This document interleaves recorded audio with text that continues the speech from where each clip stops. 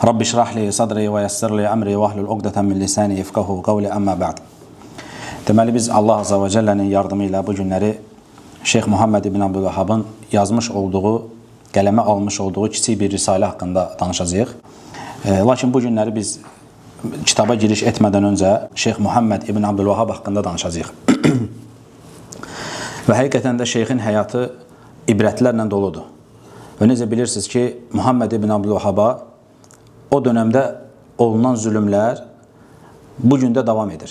Yəni ona o gün nə qədər ki zülümlər edildi, insanlar dilləri ilə əziyyət etdi, böhtanlar atdılar və bu gündə şeyxə həmin iftiralar atılmağa davam edir. Muhammed ibn Abdülvahhab ibn Süleyman ibn Ali Əl-Müşərrəfi Ət-Təmimi Ən-Nəcdi adı şeyxin budur. Əslində şeyxin adı Abdülvahhab deyil. Məsələn, bu günləri insanlar bizi nisbət eləyəndə deyirlər ki, Vahabidir. Əslində isə şeyxin adı Muhammeddir. Əslində bizə Muhammedi demələri lazımdır, əgər o bir şeyə nisbət edəcəklərsə. Və şeyx hicrətin 1115-ci ilində Uyeynədə dünyaya gəlib.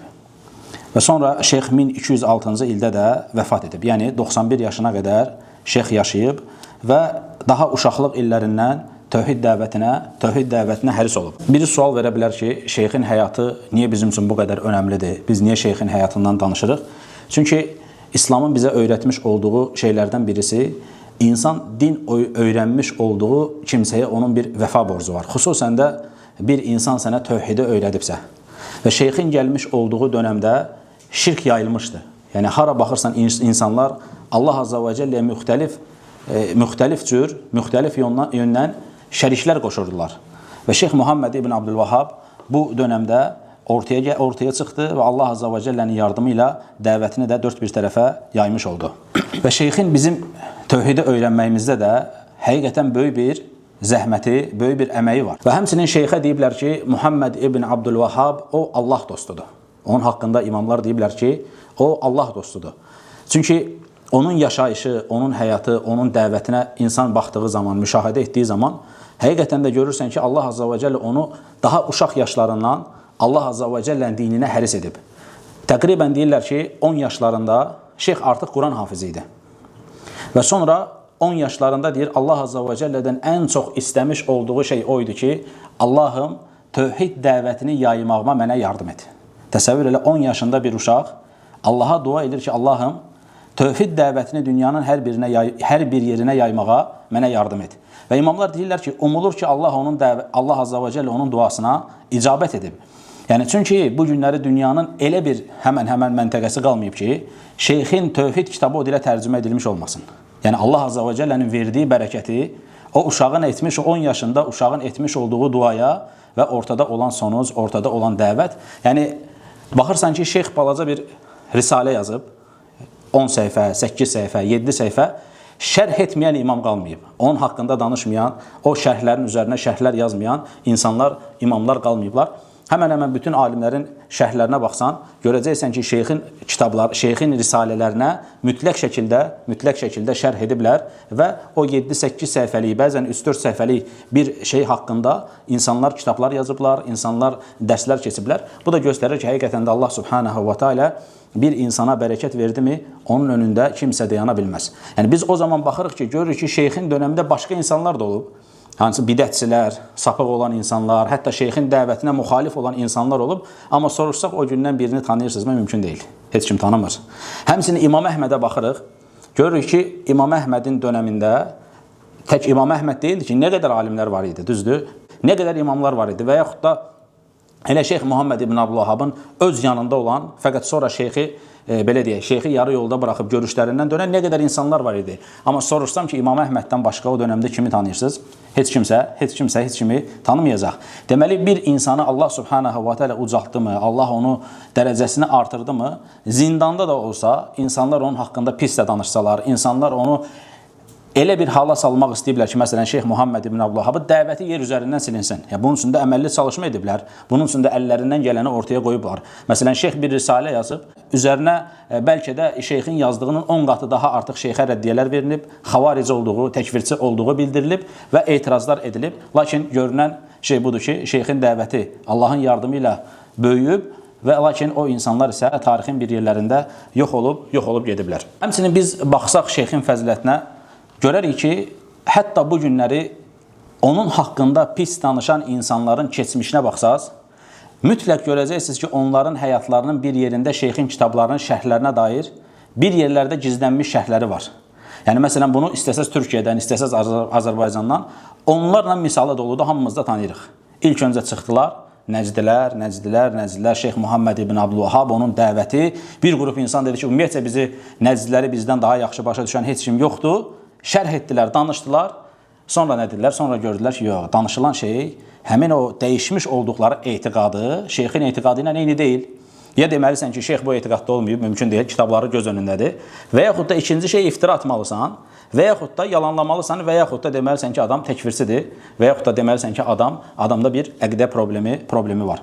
Və biz şahid oluruq, görürük ki, bu insanlar da bu yola girdilər və bu şəkildə də davam etdilər. Yəni, ona düşmənçilik edən insanların həyatlarının bir yerində mütləq şeyxin kitablarından faydalandıqlarına böyük bir şahid ola bilərsiniz. Hətta zamanında şeyxə Allah dostu deyən adamlar bugün şeyxə təkfirsi deyirlər. Bu da həqiqətən də şeyxin fəzilətini göstərir ki, onun düşmənləri belə onun haqqında danışıblar, zamanında ona rəhmət oxuyublar. Və bu aşama necə başladı?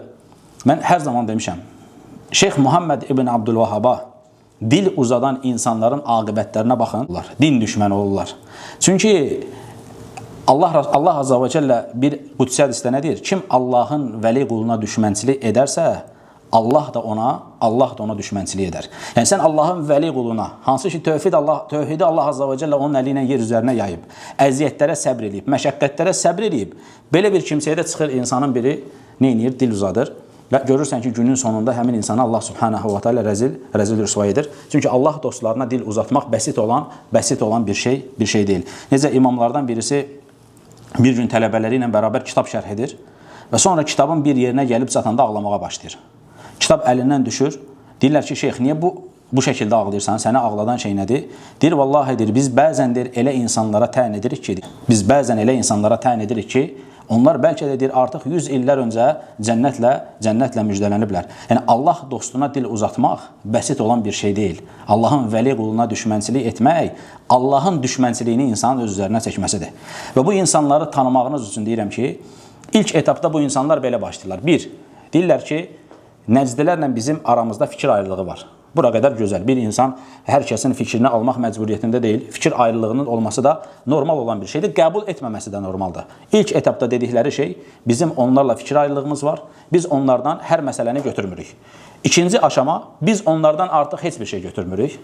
Üçüncü aşama, onlarda təkfirçilik var. Diqqət edin, təkfirçidirlər yox. Onlarda təkfirçilik var. Dördüncü aşama isə, onlar təkfirçidirlər. Onların etiqadında problem var, onların əqidələrində aşırıq var və insanları artıq Nəcd alimlərindən və Şeyx Muhammed ibn Abdülvahabdan uzaqlaşdırma aşamasına keçib və artıq şeyxin dəvətini də aparan insanlara günün sonunda dedilər ki, elə bunlar da vahabidirlər. Amma həmin insanların keçmişinə biraz vərəqləsən, görəcəksən ki, günün birisində adam oturub şeyxin kitabını şərh edib, günün birisində adam şeyxə rəhmət oxuyub, günün birisində adam da çıxıb bizim kimi şeyxə Allah dostu deyib, amma bugün baxırsan ki, gəlib şeyxə dil uzadır və belə insanlar şahidsiniz ki, ortalıqda yox olub gediblər. Nə zaman ki, həqiqi dəvəti aparıblar, Allah onlara bərəkət verib, insanlar onları tanıyıblar, nə zaman ki, şeyxə düşmənçilik ediblər, bu əqidəyə düşmənçilik ediblər, Allah Azza və Cəllə onları insanların da gözündən salıb, toplumdan da silib aparıb, indi yoxdular ortalıqda. Çünki sağlam olan bir şey, köklü olan bir şey, Allah Azza və Cəllənin yardımı olan bir şeyə yardım etmək, Allah Azza və Cəlləri qulu izzətləndirməsidir. Şeyxə düşmənçilik edən insanlar onun zamanında yaşayıblar və onlar Şeyx Muhammed ibn Abdülvahaba ilk başda bir şey deməyiblər. Baxıblar ki, insan Allah Azza və Cəllənin yardımı ilə irəliyə doğru gedir, tövhid dəvətini yayır. Yəni, bura qədər bir sorunları olmayıb. Amma günün birində anladıqları zaman ki, Şeyx Muhammed ibn Abdülvahab artıq Rabbani bir alimdir. Necə imamların məşhur bir sözü var, deyirlər ki, Rabbani olmayan alimlərin ən çox qorxduğu şey Rabbani alimlərdir. Rabbani olmayan alimlərin ən çox qorxduqları şey Rabbani alimlərdir. Çünki onlar baxdıqları zaman, çünki istər-istəməz, sapıq da olsa, insanları azdıran birisi də olsa, kitabdan xəbəri var. O bilir ki, Rabbani alimə gələn izzət, Rabbani alimə gələn bərəkət heç bir kimsəyə gələ bilməz. Və gördükləri zaman ki, standart olan şeydən biriləri çıxıb, əgər bugün elə deyil, standart getdiyin zaman, insanların axarında, o çizilən bir axarda getdiyin zaman heç bir problem yoxdur. Nə zaman ki, sən çıxıb fərqli bir şeylər danışmağa başlayırsan, nə zaman ki, sən çıxıb insanlara haqqı anlatmağa başlayırsan, nə zaman ki, sən insanların daim alışdığı bir şeydən fərqli bir şeylər anlatmağa başlayırsan, o zaman da insanların sözlərinə, insanların pis əməllərinə və insanların baxışlarına, insanların sənə əziyyət etmələrinə məruz qalırsan. Və şeyx də o dönəmdə Rabbani olmayan alimlərin qorxmuş olduğu Rabbani olan alim halına gəlir və görünən budur ki, şeyxə həmin dönəmdə də çoxca əziyyət edilib. Məsələn, İmam Əhmədi misal verdik. İmam Əhmədin dönəmində, məgər İmam Əhmədə nə üçün əziyyət edildi ki? Çünki İmam Əhməd haqqın savunulmağa ehtiyacı olduğu bir dönəmdə haqqı savundu.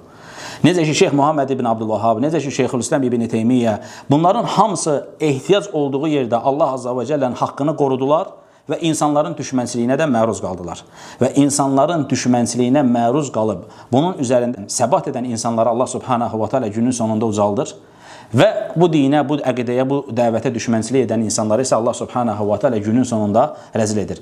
Və həqiqətən də biz şahid oluruq ki, istər İmam Əhməddən tut, istər İbn Teymiyyə, istər Muhammed ibn Abdülvahhab, keçmişdən bu günə qədər haqqı deyən insanlara Allah Subhanahu wa Ta'ala'nın etmiş olduğu yardım, Allah Azza və Cəllənin o qulları ucaltması, həqiqətən də bu Allah Azza və Cəllənin açıq bir şəkildə yardım etməsinin, Allah Subhanahu və Teala'nın qulu izzətləndirməsinin açıq şəkildə şahidi oluruq. Məsələn, İmam Əhməd həbsdə olduğu zaman İmam Əhmədə fərqli təkliflərlə gəlirlər.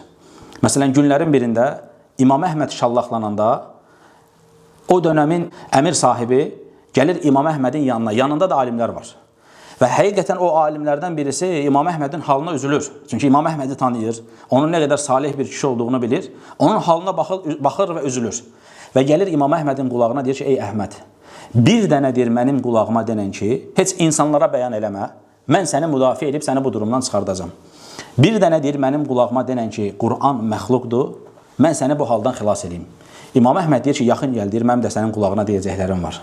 Adam yaxınlaşır, deyir, bir dənə denən ki, Quran Allahın kəlamıdır, qiyamət günü səni Allahın əzabından qurtarsın, deyir. Təsəvvür elə, yəni adam işgəncə altındadır, ona verilən vəd, o əzabdan qurtulmaq və İmam Əhmədin tək dərdi nə olur? O yerdə, o əziyyət altında Allah Subhanahu wa Ta'ala'nın haqqını qorumaq. İmam Əhmədə o təklif edən insanı tanıyan var içinizdə? Kim idi o alim? Nə qədər fəziləti var? Yoxdur. İmam Əhmədi tanımayan var? Mümkün deyil. Hər gün bəlkə də dünyanın hər bir yerində İmam Əhmədə rəhmət oxunur. Təsəvvür edin ki, Allah Subhanahu wa Ta'ala bu ümmət arasında ona elə bir fəzilətə mindirdi ki, imamlar deyirlər ki, Allah bu dini iki şəxsin əli ilə qorudu. Birincisi Abu Bakır, ikincisi isə İmam Əhməd.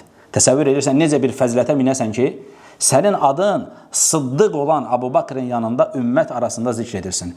Çünki deyirlər ki, Peyğəmbər sallallahu aleyhi və səlləmin zamanında o vəfat etdikdən sonra necə ki, insanlar zəkat məsələsində mürtəd oldular. Abu Bakr radiyallahu anh bu dini qorudu, onlarla mücadilə elədi və bu dini qorumuş oldu. Və gün gəldi İmam Əhməd təsəvvür edirsən tək qalıb. Yəni, bir dənə İmam Əhməd taviz versə, bitdi. Quran məxluqdur məsələsi ilə, Quran Allahın kəlamıdır məsələsində, yəni insanların küfrə düşməsi, insanların Allah Azza və Cəllənin dinini tərk etməsi, bir İmam Əhməd qalıb, bir də yanında 2-3 dənə imam qalıb, təsəvvür et ki, itirmiş olduğu nə oldu ki? Yəni, həyatından bəlli bir günlər, bəlli bir aylar, bəlli bir illər əziyyətə məruz qaldı. Amma günün sonunda qiyamətə qədər onun ismi sıddıq olan kişilərin yanında zikr edilir. Və insanların bu sözü, bu şərəf, yəni elə belə bir şərəf deyil insan üçün. Deyilsin ki, bu din iki şəxsin əli ilə qorundu. Bir Abu Bakr, bir də İmam Əhməd. Yəni, bu həqiqətən də əzəmətli bir sözdür. Yenə İmam İbn Teymiyyə baxırıq. Onun fəzilətinə baxırıq, onun o dönəmdə çəkmiş olduğu əziyyətlərə və o əziyyətlərin sonucunda Allah Azza və Cəllə ona elə bir bərəkət verdi ki, insanlar onun kitablarını oxuyacaqlar, faydalanacaqlar və insanlar onun kitablarını hər gün dünyanın fərqli yerlərində şərh edirlər, hər gün onun kitabları fərqli dillərə, fərqli məqalələri, yazmış olduğu şeylər fərqli dillərə tərcümə edilir. Bu da yenə şeyxin nə idi? Allah Azza və Cəllənin ona vermiş olduğu bərəkətdir. Yenə Muhammed ibn Abdülvahhaba baxırıq, şahid olduğumuz şey nədir? Dünyanın hər bir yerində elmə başlayan elm ilə iştiğal edən insanların hər biri şeyxin kitabı ilə başlayıblar, hər biri şeyxin kitabını şərh edərək bu dəvətə başlayıblar və Allah subhanahu wa ta'ala bu həqiqətən də şeyxə vermiş olduğu bərəkətin bariz bir şəkildə göstəricəsidir. Çünki şeyx, necə bilirsiniz, onun getmiş olduğu yol fərqli yerlərə gedib dəvət üçün yardım istəməkdir. Necə xatırlayırsınız, siyar dərslərindən Peyğəmbər sallallahu aleyhi və səlləm qəbilə gəzib bu dəvətin yayılması üçün yardım istəyirdisə, eləcə də Muhammed ibn Abdülvahhab bu Peyğəmbər sallallahu aleyhi və səlləmin izlədiyi yolu bilir. Gedib özünə onun arxasında dura biləcək olan, bu dəvətin yayılması üçün yardım edə biləcək kişilər axtarırdı. Gəlir kimin yanına? Muhammed ibn Suudun yanına gəlir. Onda zövcəsi deyir ki, öz yoldaşına, deyir, sənin qapına heç bir qınayıcının qınamasından qorxmayan bir kişi gəlib, deyir, ona sahib çıx. Təsəvvür et qadının salihə olmasına. Yəni, alimlər deyirlər ki, insanın yanında olan zövcəsi salihə olduğu zaman, belə yerlərdə, belə məqamlarda Allah subhanahu wa ta'ala onun əli ilə o kişini izzətli bir addım atmağa müvəffəq edir. Yəni, təsəvvür edirsən, bir qadının sözü ilə gəlir, deyir ki, o, sənin qapına elə bir kimsə gəlib ki, heç bir qınayıcının qınamasından qorxmur. İndi sual yaranır. Şeyx o yerə gəlib çatana qədər, insanlardan yardım istəyənə qədər, deməli, elə bir namı yayılıb ki, heç bir qınayıcının qınamasından qorxmamaq məsələsini insanların evlərinin içi belə bilirlər. Elm əhli deyir ki, demək ki, bir dəvətçi dəvətə başlamadan öncə mütləq əminlik sifəti onda olmalıdır, bir. İki, şeyxin xeyirli vəsiflərindən birisi qınayıcının qınamasından qorxmamaq. Əgər bir dəvətçi qınayanların qınamasından qorxmağa başladığı zaman, o orada itirdiyi zamandır. Biz dəvətçilərə baxdığımız zaman, şahid olduğumuz zaman gördüyümüz bariz bir şey var. Ətrafda olan insanların baskısı ilə insanlara cavab vermək, ətrafda olan insanların baskısı ilə insanlara dəvət aparmaq, ətrafda olan insanlar aşırılığa meyl etdiyi zaman sən də onlarla bərabər aşırılığa meyl etmək, yumşaqlığa meyl etdiyi zaman sən də onlarla bərabər yumşaqlığa meyl etmək, bu qınayanın qınamasından qorxmaqdır. Çünki insanın gözündə sadəcə və sadəcə Allah qorxusu olarsa, sadəcə insan Allahın qınamasından qorxarsa, insanların qınaması o insana zərrə qədər təsir etməz. Baxın, bu imamlar tək qalıblar. Bu imamlar elə dönəmləri olub ki, yanlarında bir nəfər olmayıb. Halbuki onlar da digər imamlar kimi bundan 3 gün başqa bir rəngə girərdi, onunla 3 gün başqa bir rəngə girərdi, fərqli bəldiyə gedəndə onlarla başqa rəngə girərdi, yanlarında da kifayət qədər onun dəvətinə sahib çıxan insanlar olardılar. Fəqət onlar başa düşmüşdülər ki, heç bir qınayanın qınamasından qorxmamaq Allah subhanahu wa ta'ala'nın qulu izzətləndirməsinə səbəbdir. Və Muhammed ibn Abdülvahhab həmin o kimsəyə deyir ki, mən sənə beyyət edirəm, deyir. Şərtləşirlər, razılaşırlar, mən sənə beyyət edirəm, deyir. Və lakin deyir, sənə bir dənə müjdəm var. Bil ki, deyir, sən Allahın dininə yardım etdiyin müddətcə Allah da sənə yardım edəcək. Allah bu dəvəti ucaltdığı kimi Allah səni də ucaldacaq. Elm əhli deyir ki, diqqət edin.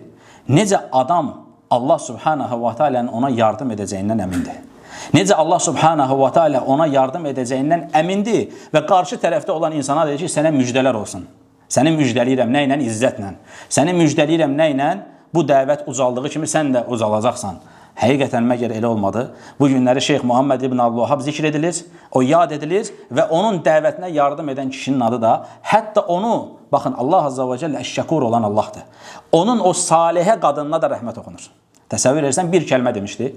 O adama sahib çıx, o adam heç bir qınayıcının qınamasından qorxmayan bir adamdır. Bu günlərə Allah azza və cəllə o qadına da rəhmət oxuturur. Necə əzəmətli bir şeydir. Allah subhanahu wa ta'ala bir kəlmə ilə bu dəvətə yardım edən kimsələri Allah azza və cəllə zayi etmir. Allah azza və cəllə bir əməli ilə belə bu dəvətə yardım edən kimsələri Allah azza və cəllə zayi etmir. Allah azza və cəllə onlara da rəhmət oxunur. Bu vaqiyə də onun açıq şahididir ki, necə şeyx rəhmət oxunursa, necə şeyx yad edilirsə, ona yardım edən qadın belə Allah azza və cəllənin insanların dilinə salmasıyla, insanlar da ona rəhmət oxuyurlar. Allah iman edənlərin vəlisidir. Allah iman edənlərin dostudur. Və özü buna inandığı kimi, qarşıda olan insana da bunu inandırır ki, qorxma, Allah subhanahu wa ta'ala sən bu dinə yardım edirsən, Allah da sənə yardım edəcək. Necə Allah azza və cəllə başqa bir ayədə buyurur ki, siz Allaha yardım etsəniz, Allah da sizə yardım edər və ayaqlarınızı sabit edər. Qarşı tərəfdə olan insan Allahın dininə yardım edir və Şeyx Muhammed ibn Abdülvahhab onun yardım etməsi ilə Allahın da ona yardım etməsi ilə onu müjdələyir. Çünki inanmış olduğu Allah Subhanahu wa Ta'ala'nın ayətlərinə o qədər yəqin bir şəkildə inanıb ki, və bu şəkildə qarşı tərəfdə olan insanları da müjdələyə bilir. Elm əhlidir ki, dəvətçidə olması gerəkən ən mühüm vəzf danışmış olduğu şeylərə özünün inanmasıdır. Dəvət etmiş olduğu şeylərə özünün inanmasıdır. Sən ilk öncə özün inanacaqsan ki, Allah bu tövhid dəvətini yayacaq. Sən ilk öncə özün inanacaqsan ki, bu tövhid dəvətinə yardım edən insanları Allah Azza və Cəllə ucaldacaq. İnsan buna özü inanandan sonra, özü bunda yəqin olandan sonra kim Allaha təvəkkül edərsə, Allah ona kifayət edər. İnsan bunu biləndən sonra rahat bir şəkildə çıxır insanların önünə, insanları Allaha tərəf çağırır, insanları tövhidə dəvət edir. Özü yəqindir və yəqin olan şeyə də insanları dəvət edir. Yəqin olan şeylə də insanları müjdələyir. Necə Peyğəmbər sallallahu aleyhi və səlləm 300 nəfərlik bir ordu ilə 1000 nəfərlik ordu qarşı-qarşıya gəldiyi zaman insanlara nə etdi? İnsanları müjdələdi. Allah Azza və Cəllə bizə iki şeydən birini vəd etdi dedi və insanları nə etdi? İnsanları bu şeylə də müjdələdi. Yəqin olan insan, danışdığı şeydən əmin olan insan, o sağlam bir ağaca bənzəyir, köklü bir ağaca bənzəyir. Amma insan danışmış olduğu şeydən əmin deyilsə, məsələn biz bu günləri nə qədər dəvətçilər görürük. Hər gün YouTube açanda yeni bir sima görürük, düzdür? Həmin o simalar bu gün var, sabah yoxdur. Baxırsan ki, 3 ay biri gəlir, oynayır, çıxır gedir. Bir il gəlir, biri oynayır, çıxır gedir. Niyə? Çünki o danışmış olduğu şeyi hələ özü inanmayıb axı. O danışmış olduğu tövhiddən danışır. O tövhid hələ onda yerləşməyib. Və yaxud da bəzi insanlar danışmırlar. Allah Subhanahu wa Ta'ala'nın haqqını insanlara çatdırmırlar. Səbəb nədir? Baxırsan ki, çünki o inanmayıb, o tam şəkildə inanmayıb ki, Allah Subhanahu wa Ta'ala o dəvət etmiş olduğu şeylə onu ucaldacaq. Allah Azza və Cəllə onu qoruyacaq. Allah onu müdafiə eləyəcək. Niyə öyrənmirsən ki o elmi? İnsanlara çatdırmayacağın bir elmi niyə öyrənmirsən ki? İnsanlara anlatmayacağın o elmi niyə öyrənmirsən ki? Və baxırsan ki, ən pisi də budur ki, ən tərbiyəsizliyi də budur ki, belə insanlar dəvətçi olan insanlara, meydanda olan insanların qaşı ilə, gözü ilə oynayırlar. Filan kəs filan əməl edib. O deyir, irabında problem var deyir. O deyir, kitab oxuyanda orada, nə bilim, kitabın adını səhv deyib. Miskindir, bədbəxtdir yoxsa yox? Bədbəxtdir. Yəni bu insan, şeytan bundan oynayıb, şeytan bunu aldadıb. O elə bilir ki, bu dəhşətdir. O olur Şeyxülislam İbn Teymiyyə. Amma o yetim dəvətçi, insanların önündə olan dəvətçi nədən əziyyət çəkir? Dəlisi ilə musallat olur, ağıllısı ilə musallat olur, insanların sözləri ilə musallat olur, maddi sıxıntısı ilə əziyyət çəkir. Hər tərəfdən sıxıntısı, hər tərəfdən dərdi var. Oturub o da 15 il oxumuşam deyir mən. Biz oxuyanda heç kim yox idi. Biz bilsən nələr oxumuşuq deyir. Biz bilirsən nələr keçmişik, nə keçmişsən, niyə oxumusan o ilmi ki, insanları dəvət eləmirsən? Çünki insan yəqin deyil, anlatacağı şeydən yəqin deyil insan, oynaq insandır. Və oynaq olma səbəbi ilə də həmin nə edir? Allah Subhanahu wa Ta'ala'nı məhrum etməsi ilə, şeytanın onu vəsvəsə verməsi ilə ha belə düşünür ki, qıraqdan o ortada, meydanda olan insanlara daş atmaqla izzətlənəcəyini zənn edir, günü-gündən də Allah rəzil edir. Çünki bir insan insanları tövhidə dəvət edirsə, sənə vacibdir ki, onun yanında ola bilmirsənsə, ona heç olmasa dilinlə əziyyət etməyəsən. Heç olmasa əlini, dilini onlardan çəkəsən. Hətta mən hər zaman qardaşlara demişəm, bugün də deyirəm. Hətta bir insan sizinlə eyni düşüncədə olmasa belə, sizinlə eyni etiqadda olmasa belə, bu din üçün əziyyət çəkirsə, mütləq ona sayğı göstərməmiz lazımdır. Əgər o insan bu din üçün, bu dəvət üçün, bu tövhid üçün ortalıqda əziyyət çəkirsə, səndən olmasa belə, sənin düşüncəndə olmasa belə, səninlə nə qədər fikir ayrılığı olsa belə, onun bu din üçün çəkdiyi əziyyətə görə ona hörmət eləyəcəksən.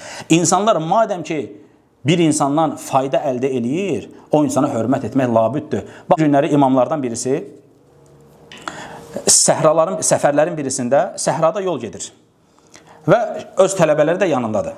Uzaqdan bir bədəvini görür. Deyir ki, ey filan kəs deyir, gəl bizim yanımıza. Ey şeyxim, gəl bizim yanımıza deyir. Tələbələr bir-birlərinə baxırlar ki, imam, şeyx budur, bizə dərs verməyə gəlib. Bədəviyə deyir ki, ey imam, ey şeyx gəl bura. Gəlir, ona ikram eləyir, onu yedirdir, onu içirdir və sonra həmin adam gedir.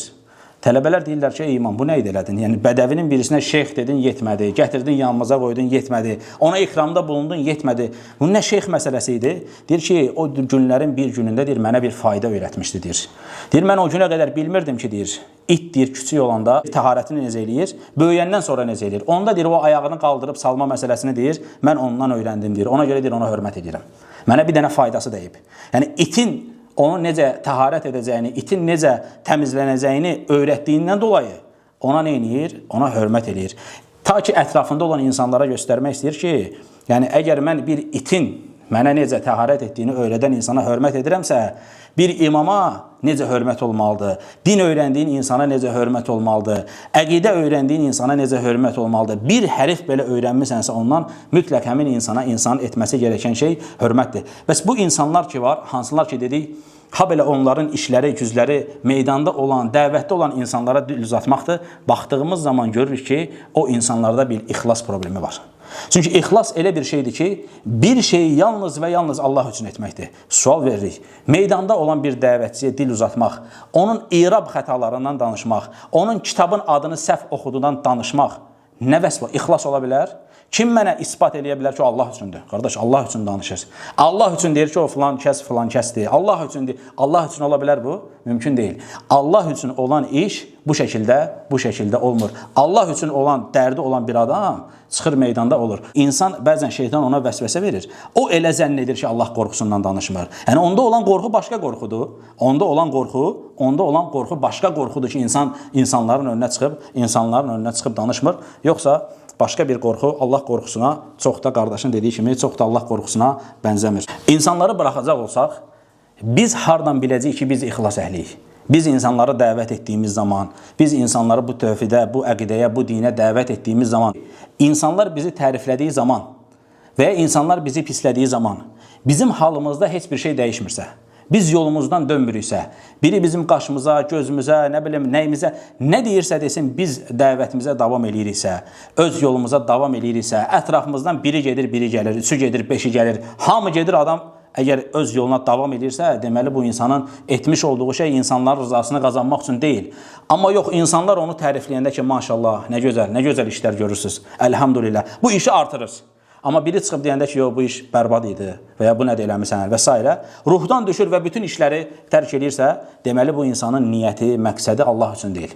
Bu insanın qəsdi, məqsədi istəyir ki, insanlar bundan razı qalsın. Bu da həqiqətən qiyamət günü böyük bir nədir? Böyük bir rüsvayçılıqdır və insanın bu dünyada sadəcə və sadəcə ona yorğunluğun qalmasıdır. Və Şeyx Muhammed ibn Abdülvahhaba baxdığımız zaman rahat bir şəkildə bunu görmək olur ki, yanında o qədər, hətta onun doğma qardaşı, hətta ətrafında olan dostları belə onu qınayırlar, onu pisləyirlər, ona cürbəcür ləfizlər qoşurlar. Fəqət baxırsan ki, Şeyx Muhammed ibn Abdülvahhab tək qalıb, lakin heç bir şey onu yolundan döndərmir. Həqiqətən də bu izzətli bir addımdır, izzətli bir yaşayışdır. Allah Azza və Cəllə şeyxə rəhmət etsin, onu cənnətin ən gözəl yerlərinə qoysun. Və son bir məsələ, bu günləri insanlar bizə deyirlər ki, bizi nisbət edirlər şeyxə və deyirlər ki, bunlar vahabidirlər. Əslində insanlar qulaqdan dolma bir şeylər danışırlar. İşin arxasında onun bir şəxs olduğunu bilməyənlər var. Yəni adam deyir ki, bu vahabidir. Heç bilmir ki, onu insanlar deyəndə Şeyx Muhammed ibn Abdülvahhaba nisbət edirlər. Biz rahat bir şəkildə bütün insanlara deyirik ki, hətta Şeyx Muhammed ibn Abdülvahhab olmasaydı, hətta Şeyx Muhammed ibn Abdülvahhab o günün insanları kimi çıxıb başqa şeylər danışsaydı, insanları qəbrə, şəfayətə, başqa şeylərə çağırsaydılar, biz yenə də Allahın kitabına, Rəsulunun sünnətinə, sahabəyə tabi olub, yenə də Allahın rəhməti sayəsində bu etiqadda olacaqdıq. Yəni bizim etiqadımızı Şeyx Muhammed ibn Abdülvahhab bərirləməyib. Bizim etiqadımız bütün peyğəmbərlərin gətirmiş olduğu dindir. Bizim dinimiz bütün peyğəmbərlərin gətirmiş olduğu dindir. Bizim inancımız sahabənin inancıdır. Sadəcə Şeyx Muhammed ibn Abdülvahhab o zincirdə olan xeyirli insanlardan bir insandır. Bizim əsrimizə yaxın olan insanlardan bir insandır. Bu qədər. Sevilməsinin səbəbi nədir biz tərəfdən? O, özündən öncəkilərə tabi olduğuna görə sevilib. O, ona görə sevilib ki, o sahabənin izindən çıxmayıb, o sələfin izindən çıxmayıb. Ona görə biz onu sevirik, ona görə biz ona rəhmət oxuyuruq. Yoxsa Şeyx Muhammed ibn Abdülvahhab bir yenilik gətirdi, fərqli bir şey gətirdi. Biz də onu qəbul etdik. Əsla və əsla belə bir şey yoxdur. Şeyx Allahın dininə tabi olduğundan, özündən öncəki xeyirli insanlara tabi olduğuna görə biz onu sevir və ona o şəkildə rəhmət oxuyuruq. Və şeyxin dəvətinə baxdığımız zaman nə deyib ki, ona bu şəkildə düşmənçilik edilsin. Nə deyib? insanları şirkdən çəkindirib, insanları qəbirdən çəkindirib, insanları sadəcə və sadəcə Allaha qulluq etməyə dəvət edib, insanları şirkdən və müşriklərdən təbərrü etməyə çağırıb, hansı danışmış olduğu şeyi Allahın kitabında tapa bilməzsən, mümkün deyil. Demək ki, insanların bu günləri Muhammed ibn Abdülvahhab olsun, başqası olsun, fərqi yoxdur. Muhammed ibn Abdülvahhab olmasaydı, başqası olsaydı ona da nisbət ediləcəkdi. Yəni, burada insanların düşmənçilik etdiyi bir şəxsin özü deyil. İnsanlar bu dinə düşməndilər, insanlar tövhidə düşməndilər, insanlar bu əqidəyə düşməndilər. Biz də insanlara çatdırırıq ki, şeyxin anlatmış olduğu, danışmış olduğu şeylərin hamısı Allahın kitabında var. Və kimsə desə ki, yox, şeyxin danışdığı şeylər, Muhammed ibn Abdülvahhabın danışdığı şeylər Allahın kitabında yoxdur, bizə müraciət edə bilər. Hər kəlməsinə qədər şeyxin Allahın kitabından, ya Rasulunun sünnətindən, ya sahabənin fəhmindən mütləq onun qarşısına dəlil qoymağa gücümüz yetir. Ta ki, insanlar da anlasınlar ki, şeyxə düşmənçilik etmək əbəs, boş bir düşmənçilikdir. Həqiqətdə isə şeyx insanların anlatdığı şəkildə, insanların tanıtdığı şəkildə deyil. Allah Azza və Cəllə ona qəni-qəni rəhmət etsin. Və axiru davanən elhamdülillahi rabbil aləm.